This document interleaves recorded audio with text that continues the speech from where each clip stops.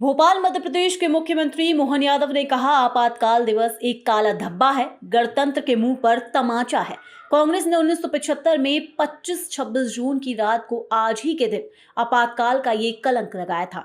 इंदिरा गांधी ने कोर्ट के फैसले के बाद ऐसा किया था। कांग्रेस अपने निजी फायदे के लिए कभी कानून व्यवस्था या नियमों का पालन नहीं करती। आज ग्वालियर में कांग्रेस के साथी बाबा साहब अम्बेडकर के लिए घड़ियाली आंसू बहा रहे हैं। बेहतर होगा कि वे कांग्रेस के पिछले पापों के लिए माफी मांगे। पर तमाचा कांग्रेस ने आज ही के दिन 1975 में 25 और 26 की रात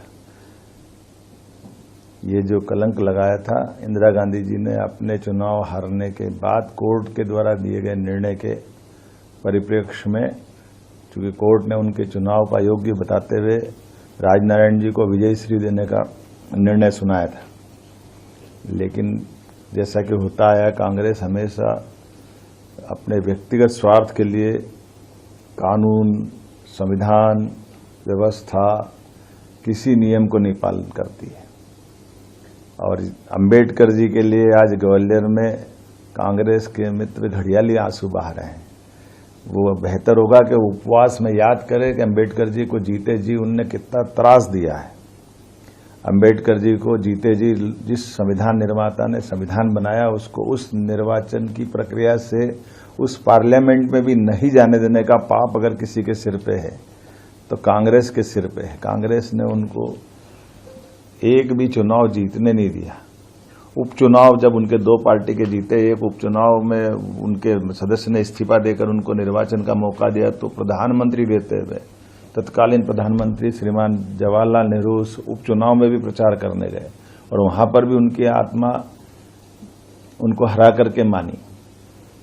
दुर्भाग्य के साथ कहना पड़ेगा, वो जीते जी उनको जितना कष्ट दिया, मरने के बाद भी, उनके शरीर छूटने के बाद, एक ऐसे महान अंबेडकर जी जिनने अपने जीवन के सभी पक्षों से समता आधारित समाज, संविधान कितना योगदान दिया है, लेकिन उनको देहावसान के बाद दिल्ली में उनके अंतिम संस्कार का भी मौका नहीं दिया है।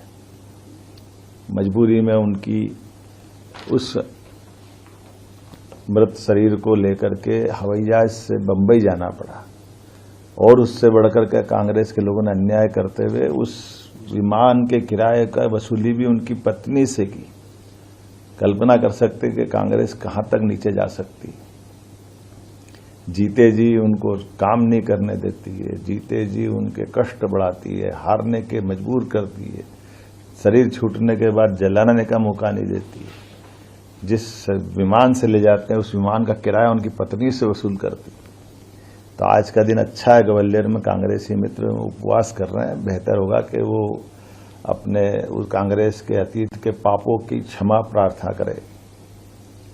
और ये जो पूरा घटनाक्रम अंबेडकर जी के प्रतिमा को लेकर के ये पूरा संकट खड़ा किसने खड़ा किया? कांग्रेस ने पहले विरोध किया और कांग्रेस ही आज बजाय ये कोर्ट में, हाई कोर्ट के चीफ जस्टिस की कमेटी के पास जाए, उनसे वहां निवेदन करे कि हाँ आप जल्दी निराकरण करो, हमारा पक्ष सुनो, लेकिन बजाय वहां करने के वोट की राजनीति करने, ग्वालियर में जनता को मूर्ख बनाने आए।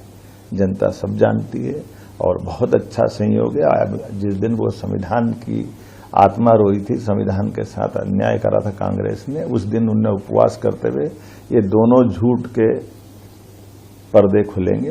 अंबेडकर जी के साथ उनके द्वारा किया गया अन्याय और संविधान के साथ, संविधान में संशोधन 42वां और 39वां, जिसके आधार पर इंदिरा गांधी जी ने अपने आप को प्रधानमंत्री पद को सभी न्यायालयीन कार्रवाई से ऊपर मान लिया था। ऐसा तो कभी हुआ ही नहीं, जिसको सहायोग कमीशन ने बाद में सिद्ध किया कि हाँ ये गलत हुआ है 1978 में, कि आपातकाल भी गलत था और ये संविधान का संशोधन ही गलत है।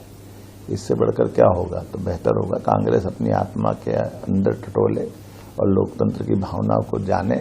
जनता इसीलिए उनको घर बिठाती है और ऐसी हरकतों से और जनता की निगाह में वो नीचे गिर रहे हैं।